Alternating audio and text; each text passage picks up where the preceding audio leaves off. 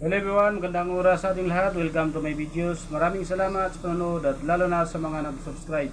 Thank you guys, at kung bago ka pa lang dito sa aking videos, huwag kalimutan mag-like, comment, share and subscribe para updated ka sa aking mga bagong upload ng mga videos na mayroong mga gandang kasaysayan at halaga tungkol sa ating mga barya.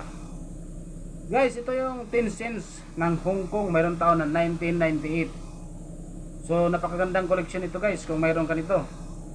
So bago tayo magpunta guys doon sa ating inaasang selling online guys, tapusin muna natin ang kanyang features dahil napaka-importante rin na malaman din natin ang tungkol dito sa baryang ito guys ng Hong Kong, ang 10 cents na mayroong taon na 1998, dahil naglalakihan ang kanyang halaga doon sa ating mga selling online. So ito yung features niya guys. Ang issue nito ay Hong Kong, China. Queen Elizabeth II, 1952 hanggang 1997. Ang period dito guys ay Special Administrative Region, 1997. Meron siyang type na Standard Circulation Coin, may taon na 1993 hanggang 2017. At ang kanyang value naman ay 10 cents. Sa Pilipinas guys ay nagkakalaga lang ito ng 0.75 centavos. At ang kanyang currency naman ay $1863 ang kanyang date. Mayroon siyang composition nito guys ay brass plated steel. Kaya magnetic ito guys. May timbang lang ito na 1.84 grams. At ang kanyang diameter 17.55 mm. Ang kanyang thickness naman ay 1.18 mm. Ang shape naman ay round. Mayroon siyang technique na mild orientation, middle alignment.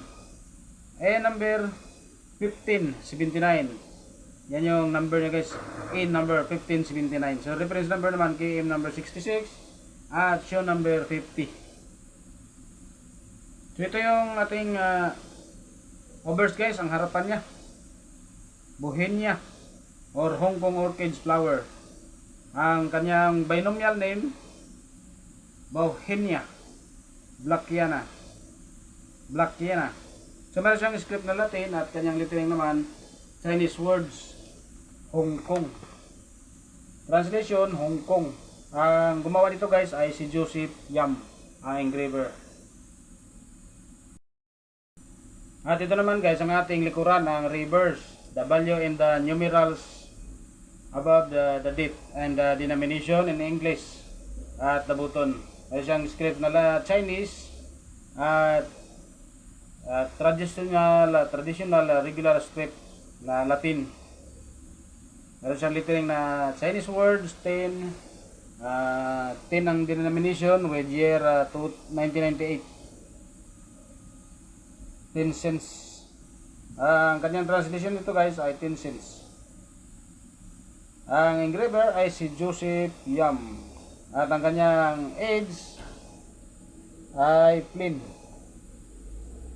So napakaganda yung plain yung kanyang age guys. Napakaliit lang na baryang ito guys, 10 cents. So ang kanyang mint guys ay Royal Mint, Land Treason, United Kingdom, 1968. Ang kanyang comments, this coin was the first struck under the reign of Elizabeth II and continued with the handover to China in 1997.